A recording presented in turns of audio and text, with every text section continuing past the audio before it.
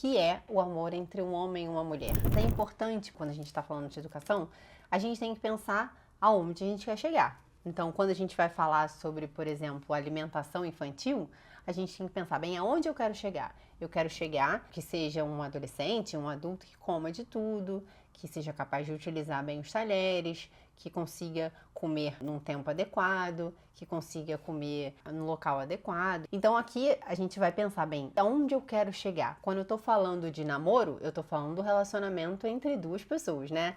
Quando eu tô falando de amor conjugal, portanto, eu tô falando o amor entre um homem e uma mulher esponsal, ou seja, um homem e uma mulher que tem uma relação íntima, né? Uma relação íntima de um ato sexual em si, que é o que diferencia a amizade entre um homem e uma mulher e o casamento. O amor conjugal, ou seja, esse amor completo entre um homem e uma mulher, ele tem 3 níveis, tá? Então todo amor começa assim.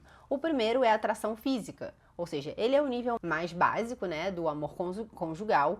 É um amor necessário, então de fato a gente precisa sentir atração por aquela pessoa que a gente deseja ficar o resto da vida, tá? Não é uma coisa, não ligo, não importo. Não, a atração física, ela faz parte do processo, tá bom? É o primeiro ponto de vista cronológico, ou seja, em geral a gente começa a se relacionar com uma pessoa porque a gente sente uma atração física, né?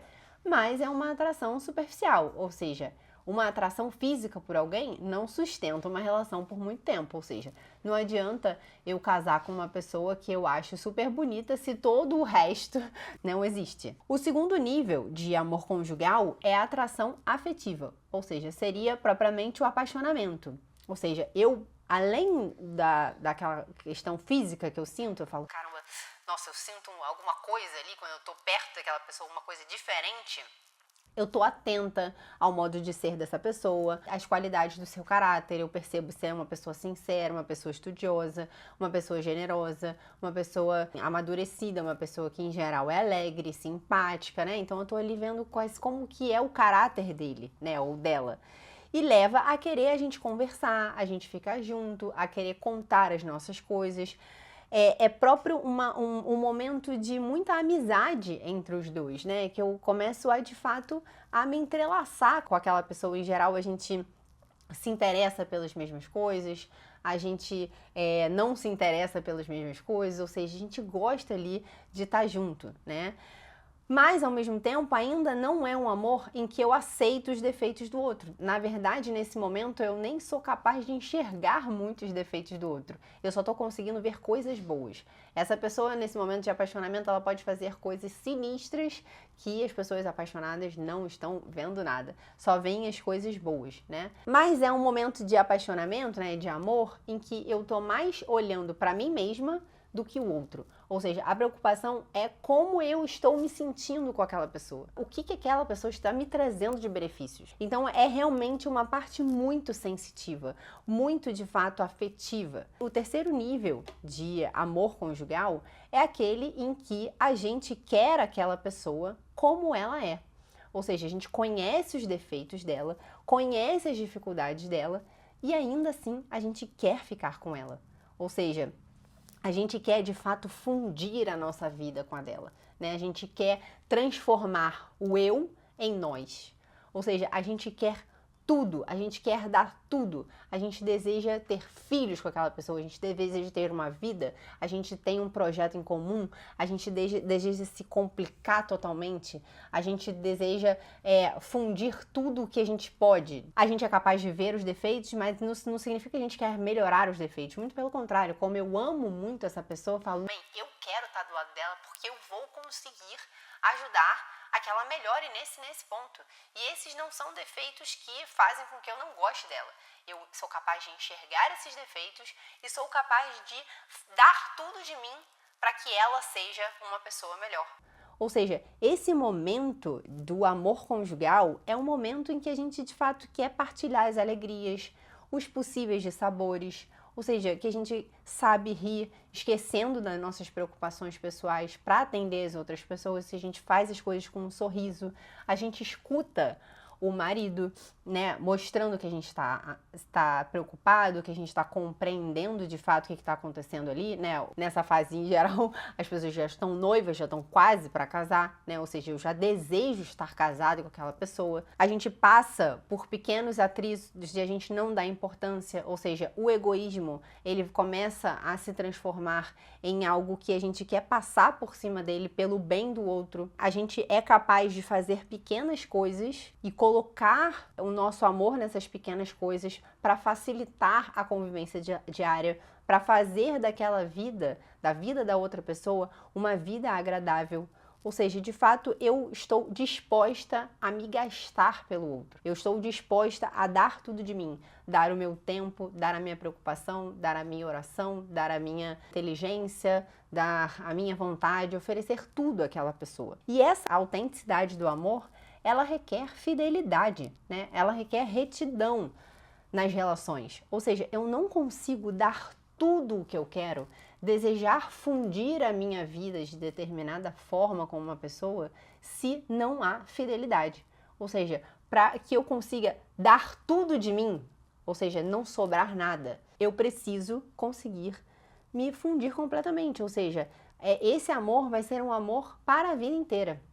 Vai ser um amor exclusivo, que eu não vou poder dividir com ninguém.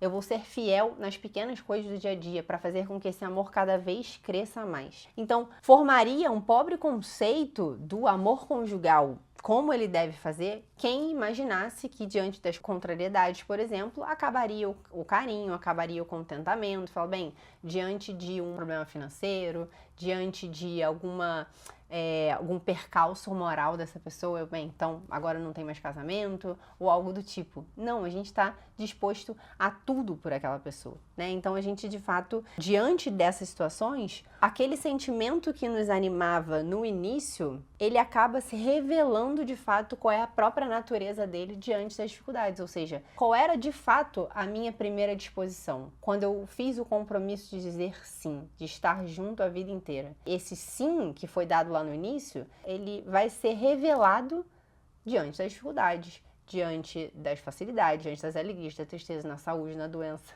né?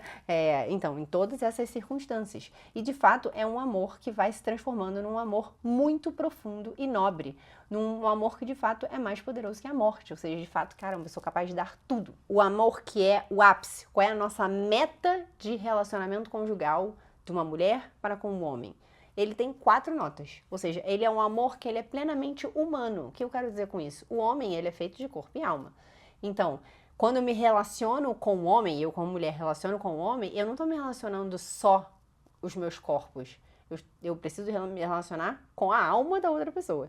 Se eu estou relacionando só corpo com corpo, há algo de mim que não está naquele relacionamento. E isso eu estou corrompendo o relacionamento entre um homem e uma mulher. Não pode ser assim.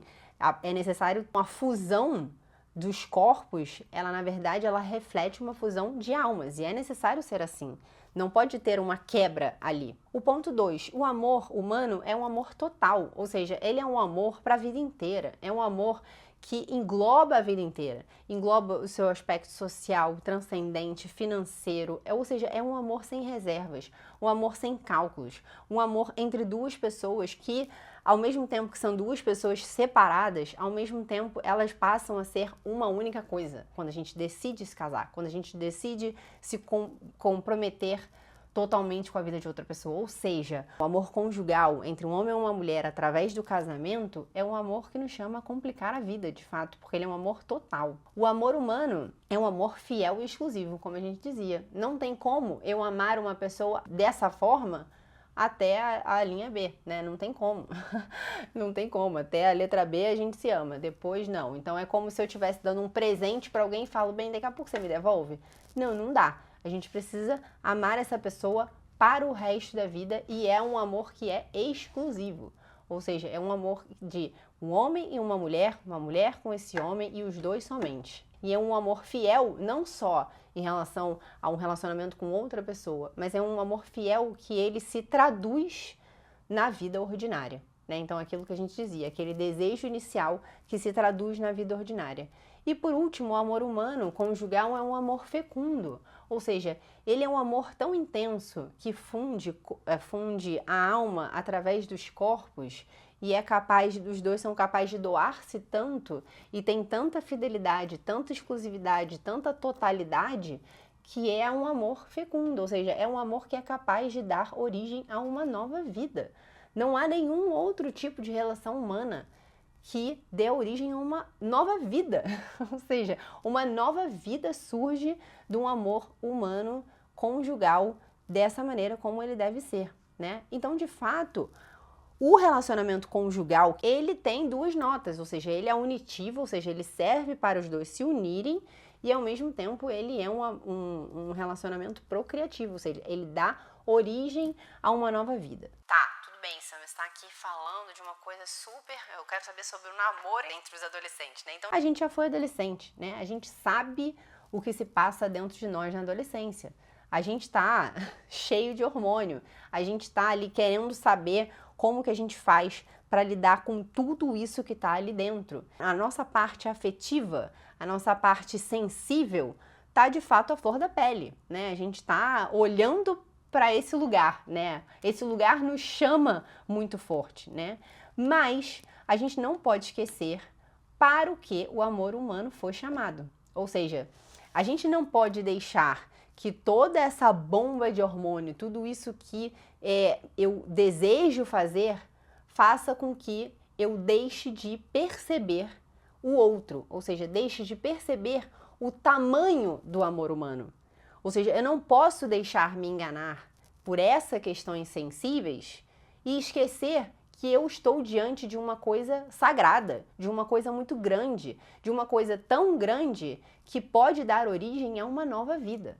Então, essa dimensão a gente precisa conseguir dar para os nossos filhos. Eles precisam conseguir entender para que eles possam agir com responsabilidade e liberdade. Então, a gente não pode esquecer que o amor entre um homem e uma mulher, ele está ordenado para o bem do outro e para o nosso bem. Então, de fato, a gente se relaciona com uma outra pessoa para o bem do outro e também para o nosso bem. Aquilo que a gente falava da individualidade e da unidade, tá bom? É claro que eu não estou dizendo que o relacionamento e o namoro na adolescência, ele vai dar em casamento. Pelo amor de Deus, eu realmente não acho isso. E eu não acho que dois adolescentes começam a namorar, eles precisam necessariamente casar, né? Mas a gente precisa conversar bem. Que adolescente é esse que está começando a se relacionar? Porque ele não pode ser um adolescente que não tenha as premissas básicas para o relacionamento com uma pessoa.